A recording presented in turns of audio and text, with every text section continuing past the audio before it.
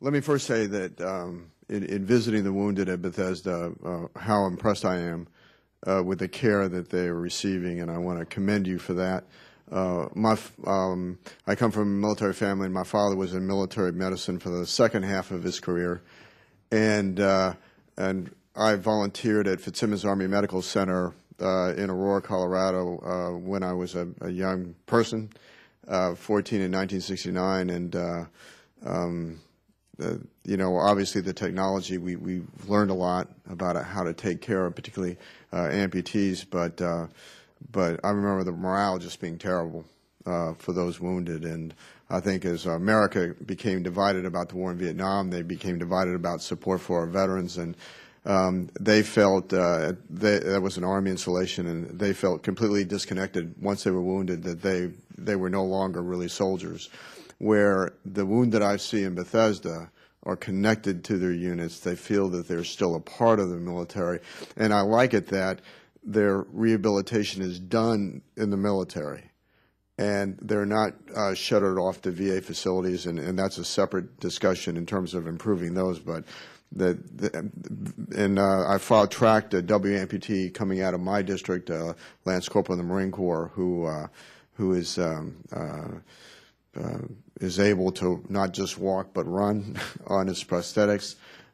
He's competing in athletic events. He's at Balboa now, Naval Medical Center, and I talked to him on the phone last week. He said he's in the best shape that he's ever been in, and so I'm impressed with that. There's one gap that I want to ask you about in military medicine that I'm concerned about, and that is post-traumatic stress disorder. And the reason why I'm concerned about it is because I think that our approach is that we seem to have a disability-centric approach and not a treatment-centric approach. And I think that it would cost us more money in the short run, but save money in the long run if we would shift to a more of a treatment-centric approach. Those in the mental health professions that I talk to all feel that it could be brought, that the symptoms could be brought down to where they're not debilitating if given the proper modalities of treatment. So I wondered if any of you could respond to that issue. Sir, I'll take that first, if that's okay.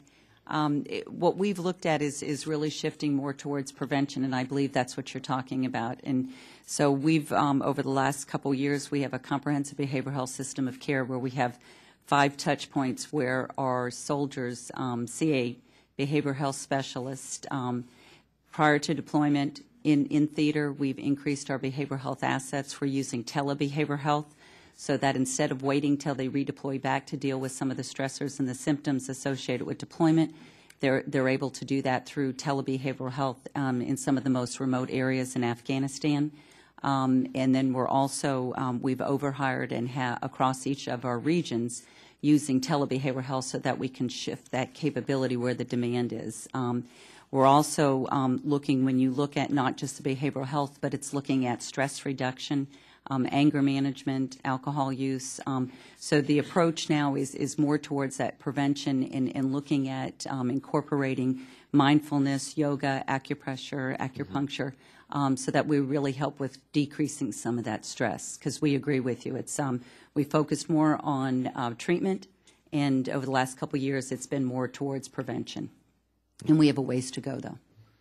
Sir, if I could add to that, the most recent statistics, as we just went and looked at it, there was a perception that because of the wounded warriors going through the IDES system, that so many of them, as high as 80–85%, also had PTSD, that we were putting a lot of people out because they had PTSD. But the reality is, of those diagnosed with PTSD, 75% are returned to duty.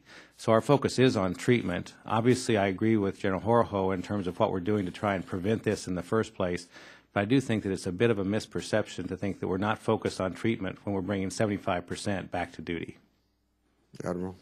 And if I may just add one caveat, sir, which is my previous role to this was the commander at Walter Reed Bethesda.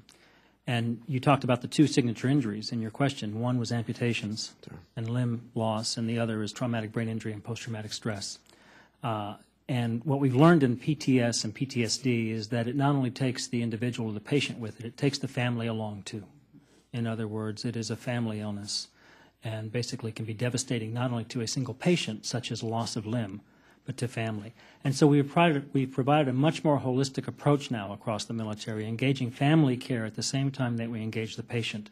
We actually created the National Center of Excellence for TBI at Bethesda, the NICO, which is this avant-garde building there, which is basically designed to be a prototypical facility to create and try innovative and new procedures, garnering the best academic, private, and military specialists available to look at new diagnostic and therapeutic techniques. And as they treat their cohorts of patients, they treat them at the same time as the families. The families are flown in, brought in, and the entire family, including children, are taken through diagnostic and therapeutic trials along with the patient. We're seeing some marvelous results from that. It's labor-intensive. It's personnel-intensive, and so it's going to be hard to replicate that across the entire spectrum, but we are starting to create satellite NICOs in places like Camp Lejeune and Belvoir. And I think we'll see more of those grow. Thank you, Mr. Chairman. Just to say that I think that that's a much cheaper approach than sending somebody a disability check for the rest of their life. With that, Mr. Chairman, I yield back.